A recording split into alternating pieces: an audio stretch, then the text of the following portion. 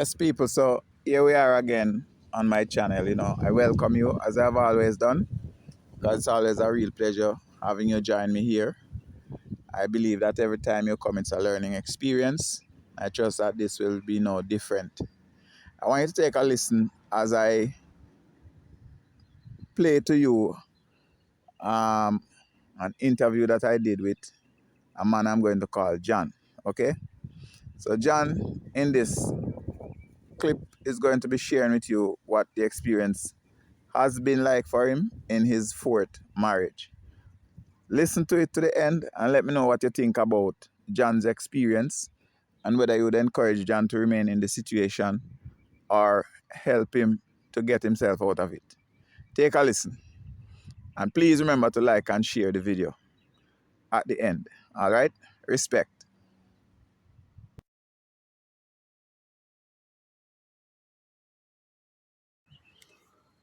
How is everybody doing? How is everybody doing? I am here this morning, happy to be alive, and thought I would take a few moments to talk a little bit about a situation that I have observed and, you know, feel like I am educated enough about it to say a word or two on it. And I want to title it Self-Justifying, you know? So I'll be talking about this whole thing of justifying one's self. It's a process, and this process can become a way of life. And I am talking this morning because I have been privy to at least one individual who is a self-justifier. Now, what you want to make of that is up to you at this point, but allow me to expound on what I have started out to share with you. First of all, I would want to add meaning to what I mean by self-justifying. To self-justify simply means to consider all that you do as a human being to be right, to be correct, and beyond question.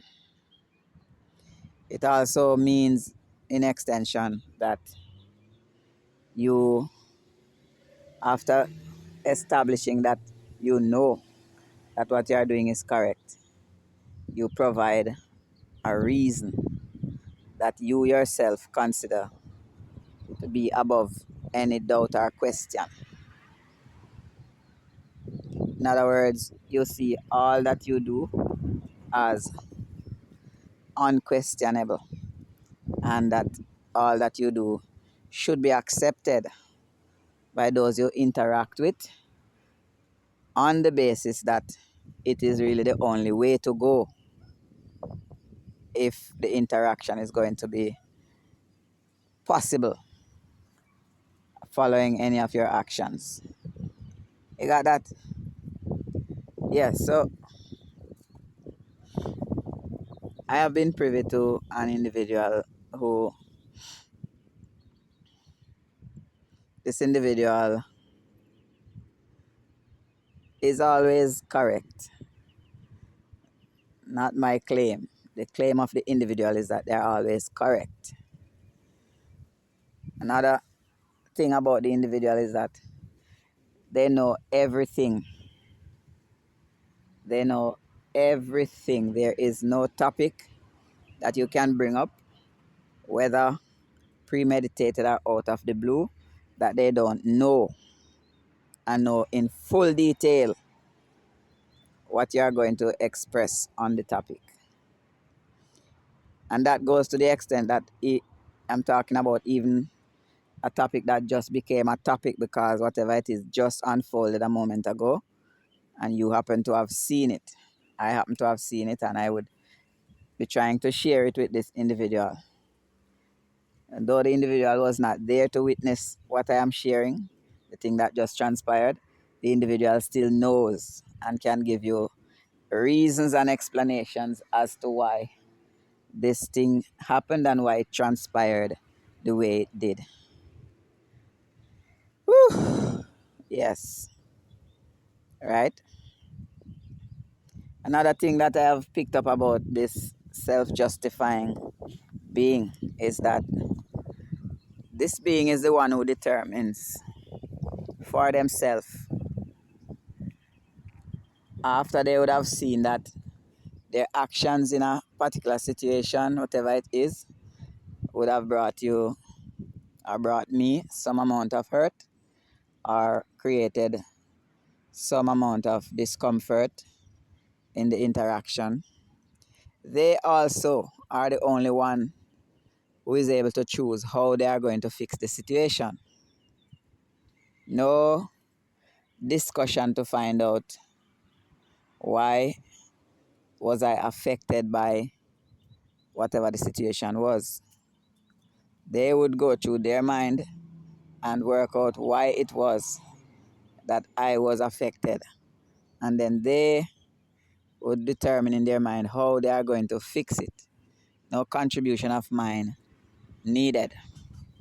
If you're following me so far, you should be able to tell yourself whether you have ever been exposed to a situation like this.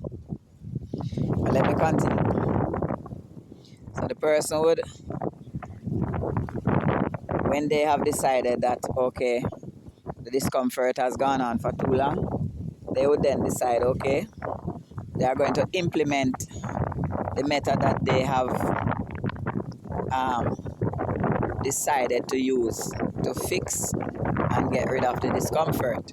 And then they would set about trying to implement that method, whether it be trying to make physical contact with the person they have hurt, or they try to start making jokes or finding humor in everything that the hurt person does, or whether they try to come across in a romantic way, you know, in a tender, loving way. But they determine what it is that will rectify and remedy the situation.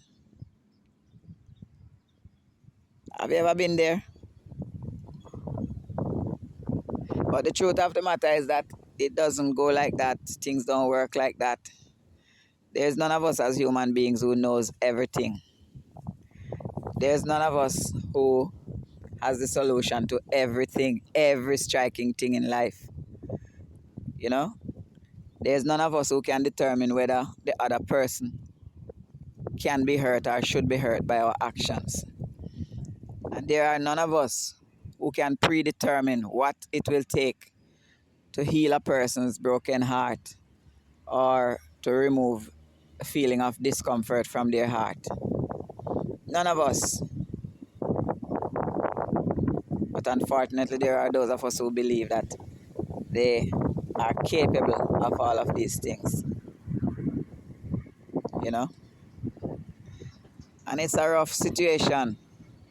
It's a rough space to be in, where you have to interact with persons like those.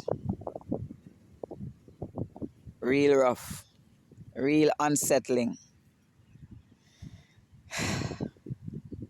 And then for me now, it goes a little further because the interaction between me and this individual is happening within the bonds of a union, you know? A union that was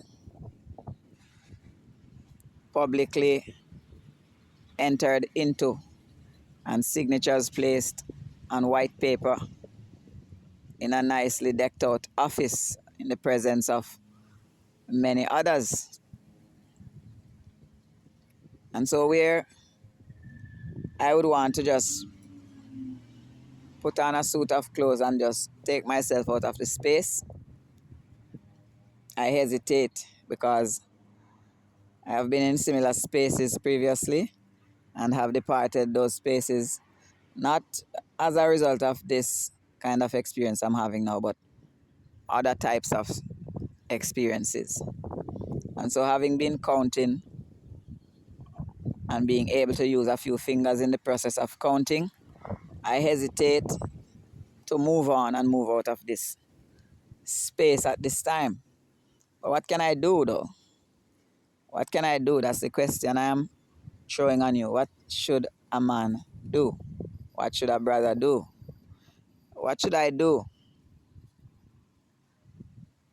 You know, because what some people have done, is they get into tussles with the person who is all knowing and the great problem solver, even when they created the problem and they just know how to fix it and so on without the contribution of the person they have made uncomfortable.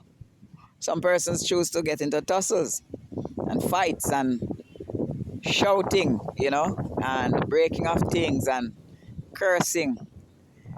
And I personally don't know how they get back to being friends after that, especially if it becomes a trend and is happening every week or every third day. I know personally that I am not that. I have never been that. If I had ever chosen that path, I know I would have been in prison a long time ago. Yes, I know somebody would have been hurt physically a long time ago, and I would have been serving time somewhere a long time ago. But I have never seen fighting in a contracted space as the way to go.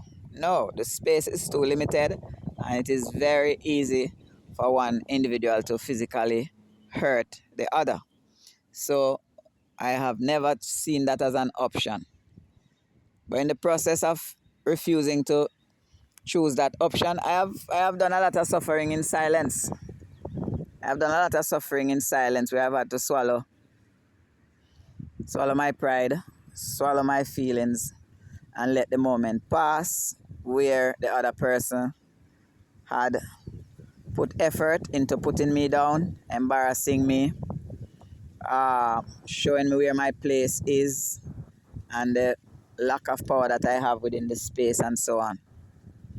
I have been very aware of all of those moments, but I have swallowed and moved, put distance between myself and the person, and choose not to talk, not to follow up and express my feelings about what had happened.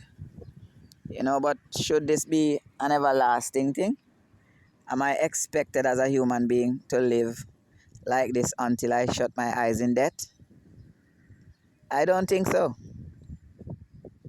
And the bad thing about this, these all-knowing people who can fix everything and even knows what devices and what techniques to use. If they should be approached and my story here shared with them, they would deny everything and they would come up with a counter story to say, I am the problem in the space. So how do we fix such a situation? I'm really wondering how do we fix, and how do people anywhere who find themselves in a space like this, how do they fix it so that things get back to the place where, as partners within the space, they are happy to see each other when they do. They want to get romantic with each other when they get together. They want to laugh together over things, and they want to do things together. How does it get back to that after a decade has been spent, beating down and demonstrating how much one person knows and how little the other one knows, and such things? How is it done? Because even when prayer is introduced into the space, it doesn't seem to, because both parties are not praying. We don't pray together because one party holds on to their convictions, the other party holds on to theirs. So there would not be unity in any prayer that would happen. Would you say that's a safe space to remain in? If if I have said too much, go back and listen this again and leave your comment in the comment section below, please. I know it's on a personal note, but let me hear what you would say as a mature adult, having listened to this once or twice. Thank you. Have a good day wherever you are.